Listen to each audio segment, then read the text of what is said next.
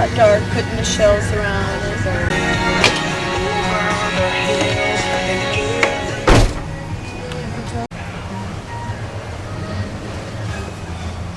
Yeah, this is where we always had our kids' birthday parties.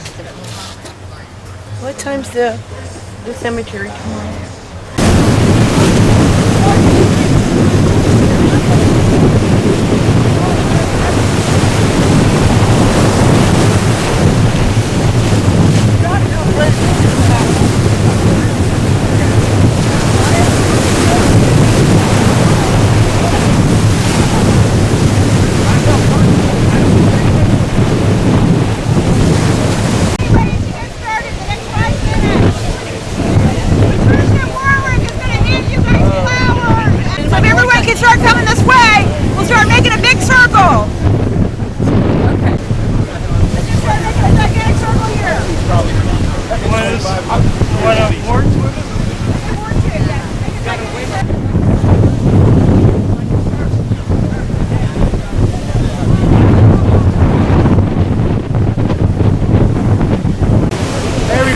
Thanks a lot for coming out. In case you didn't know, Dana had 7 brothers and sisters. She's one of 8. Dana was the twin of Dale. That's Dana's sister right there. Come on out here. All the family members, come on out. Just come forward. Thank everybody. Ralph is another brother. He's the one out there on the boat making a fool of himself. But if you know Ralph, that always happens. He meant well, but things don't always go the way he planned. Dana lived with my dad for the last 35 years, pretty much. He was in the service for 3 years, from 79 to 80. And when he got out of the service, he came back to find everybody, and in his mind apologized for some of the wrongs he'd done earlier in life. None of us can remember him, but evidently he felt he had to do it. Picked up with my dad, and ever since then they've been traveling everywhere. They've been out to the Middle East. We own some land in an island called Grand Turk, which is off of Cuba. And evidently they sold it to some guy in the woods for, I don't know, maybe $20,000 or something like that, and took the money to use to travel around. They went, in their minds, they were really religious, and they believed pretty much the First Testament, and they felt that they were chosen, and they were special, and they thought they knew where the Ark was, and part of the, if you all know them, you've all heard the story. They went in search of the Ark. They claim they know where it is. I'm not sure if that's true or not, but they think they do.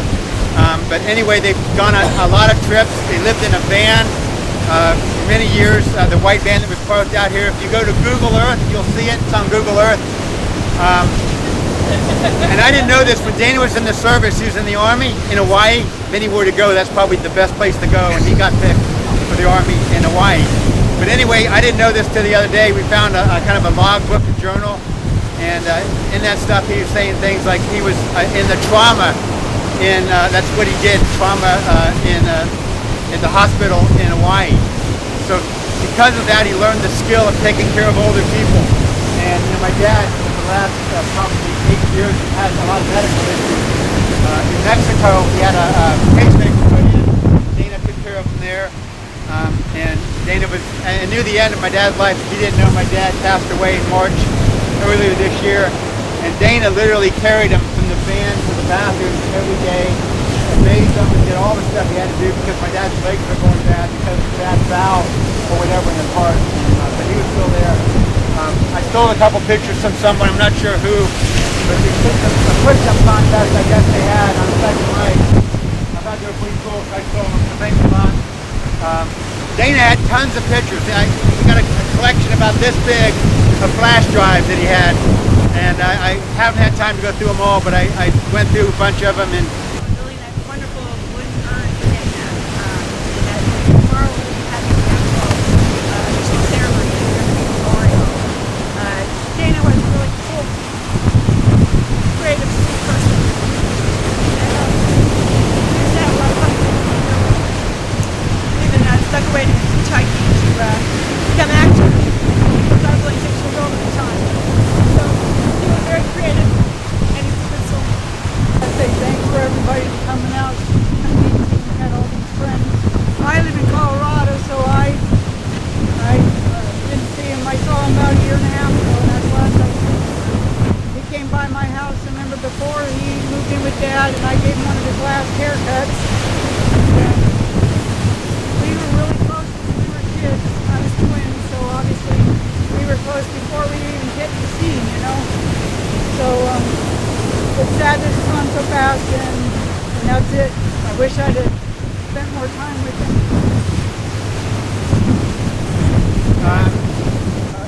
You all know my house burned down in 2009 right after our road trip, and Dad and Dana came by probably 2 or 3 months, almost every day, and helped me rebuild it. And there's a lot of impressive pictures of just doing stuff. Like my dad at that time had to be about 80, swinging a sledgehammer, carrying trusses up on the roof, stuff like that. So you knew Dad and Dana, you know, they were one of a kind. They're both just unusual, different, love to talk to people. I've heard stories about how they help people get in their lost cars, and how when they lost like a wallet on the beach, how they spend hours out here helping them look for it.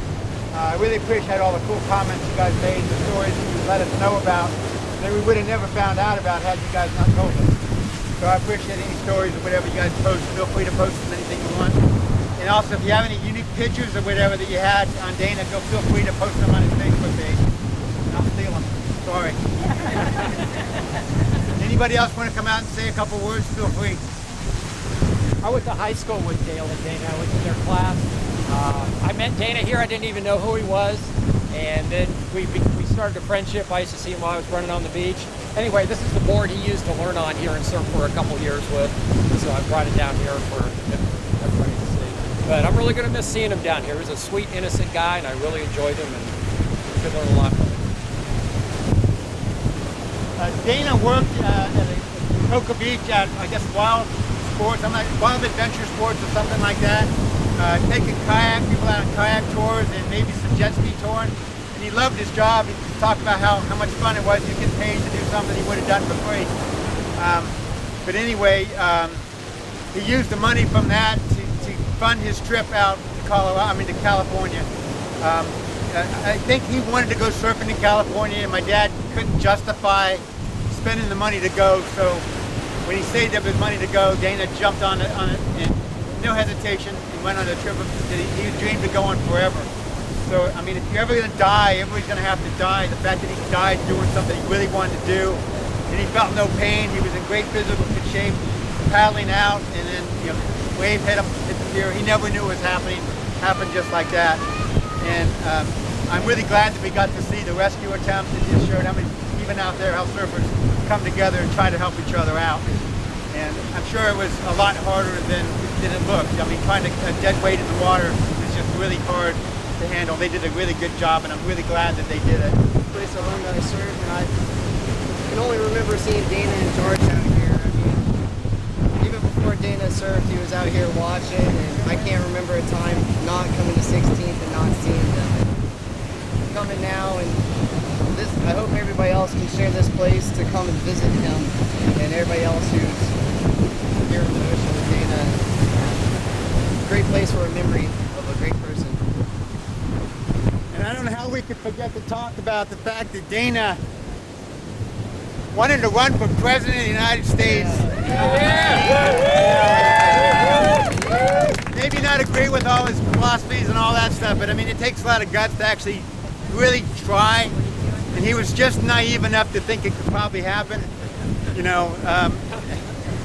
need at least like 50,000 signatures, which are individual signatures on a separate piece of paper from like 50,000 people in each state. So I don't know how popular he thought he was, but maybe he should have done it now. I just want to say, since I came here in 2000, these guys have been, they're a fixture, like the North Shore of Hawaii. These guys just show up, you got great aloha. So, best in my heart. The guy's head. It doesn't care what color you are, who you are. These guys are just genuine people. We need more. This aloha.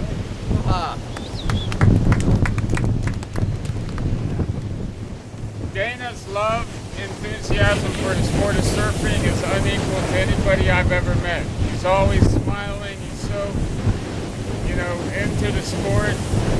Best friend and comrade you can have on the beach.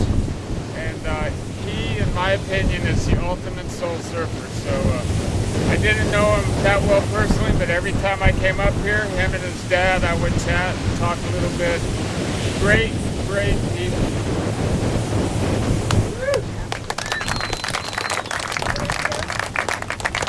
I'd like to thank everyone that has made a blessing for the Brown family possible in Dana's honor.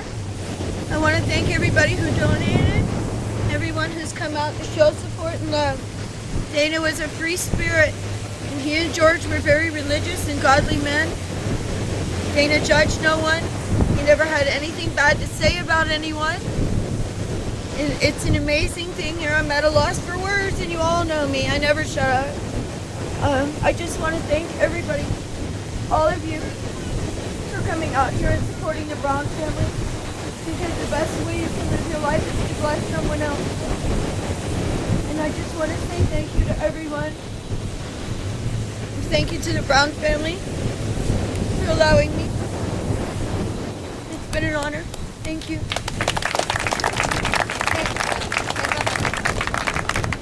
I just feel like they're not gonna have to search anymore. You know what I mean? If they were looking for that art, you know what I'm saying? They found it. So there's no more looking. You know? On to the next journey.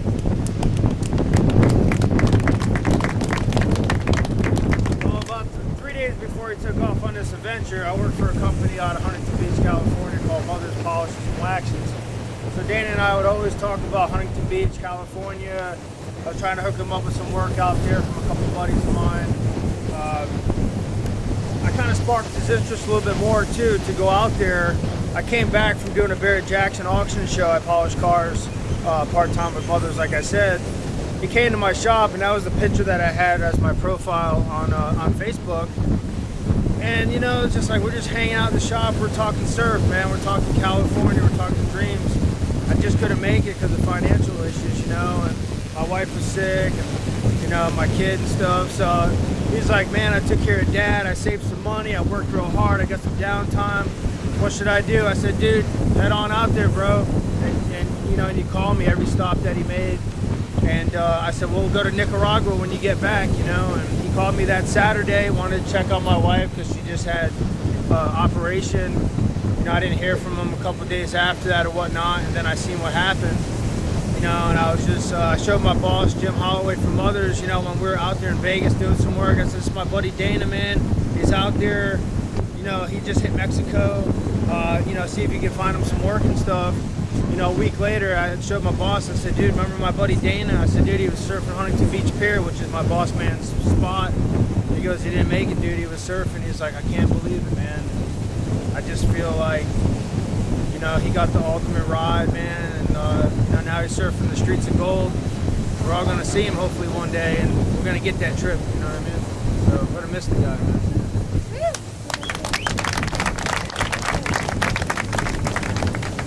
A lot of the lifeguards really knew Dana really well because he literally came out and shoved the camera in their face every chance he got. He actually had a book that was too fat to publish, had too many pictures in it. He wanted to make it as a table, what do you call it, a coffee table book. So I got, the guy that gave Dana the camera, Ten Stoller, he had copies of the actual book, I guess the rough drafts of it. And I've been looking for the actual manuscript that Dana had, which I can't find. But I got all the pictures and probably most of what he did in the book. And I'll at least make it into a video book where I can, you know, I'll just flip through the pages and you can at least see what they were working on. I don't think it was done, at least the part I see. I think he's missing something. Hopefully we'll find the finished version or whatever, and we can maybe get it published or something like that. George. All right, well, here's to Dana. Let's go to the paddle then, okay? Tomorrow at 1 o'clock at Riverview is his official memorial. Okay? Let's go. Let's go.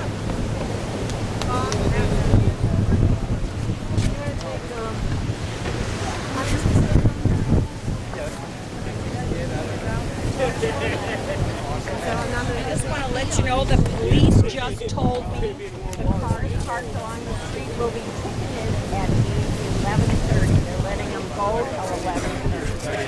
Just so you know, any cars parked on A1A, the cops will give tickets to at 11:30. They're going to give you a grace period until 11:30. 50? A little over half an hour from now. Any cars on A1A will have to be moved. Thanks everybody for coming. I'm going to catch you waiting for Dana.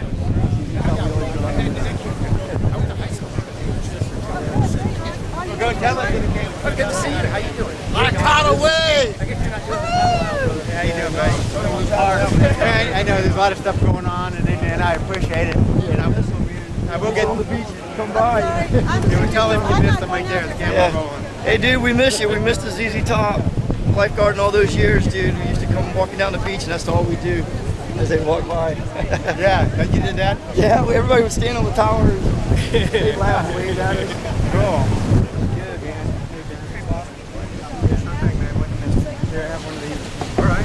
We'll just be there.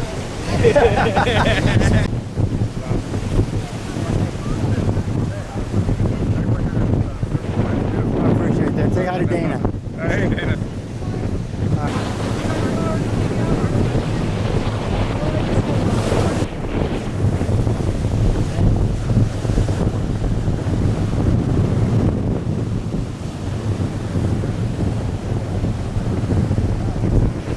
Out there.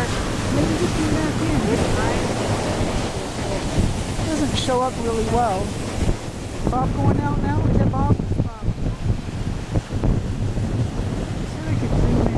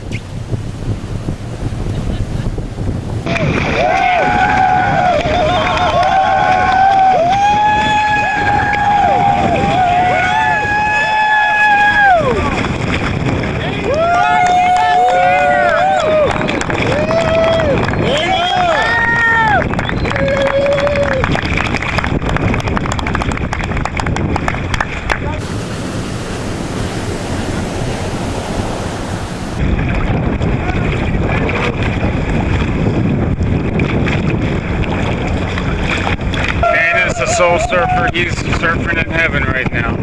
Thank you, man. Thank you.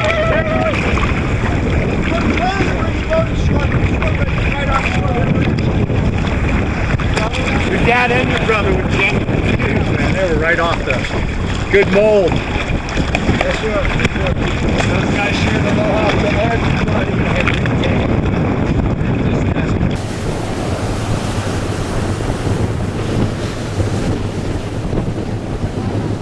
Breaks my heart. I close my eyes, I pull in, they're there. I mean, I know. I look in their eyes, I can see the surf in their eyes. Is it good? Is it? There's that blue eyes. That deep blue. I'm like, I know you got waves. You've been out since sundown, you know, light day. I'm like, he was cool, man. Breaks my heart. He's gone. Thanks a lot for coming, man. I appreciate it. Woo! Aloha.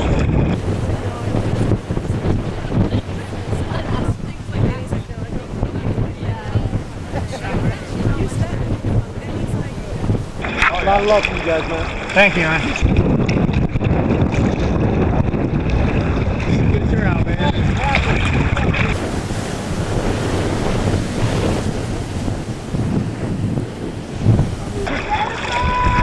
Made another one.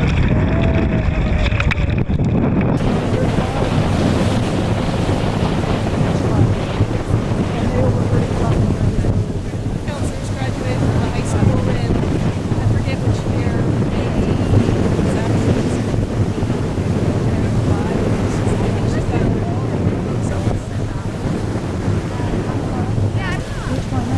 in my pocket. I don't know if it's still there. You have it alongside that? Yep. That's all you have? Yep.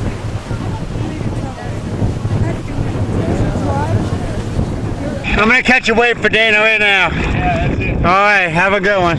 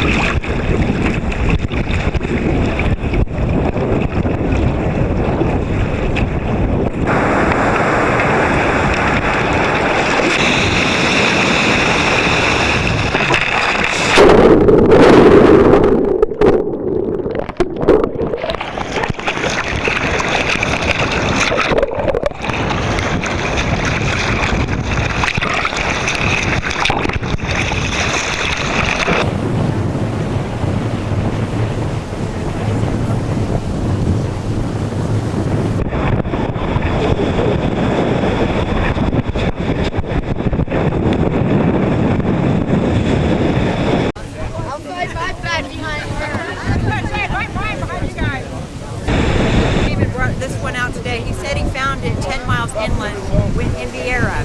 Back when Vieira was flooded, it must have come in online, on shore. So he found that and he brought it out for you.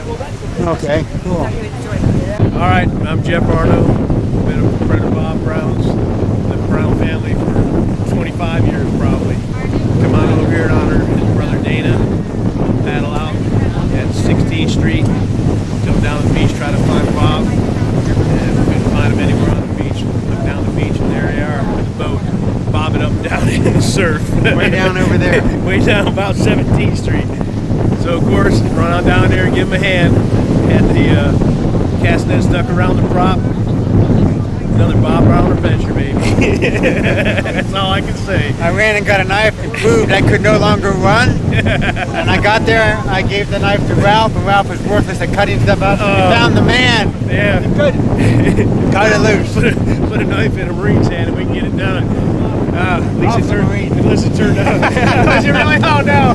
Yeah, at least we got it all. At least the boat didn't capsize on the beach. We got it out. We had a paddle out under Dana. Alrighty. Dana doesn't go out easy.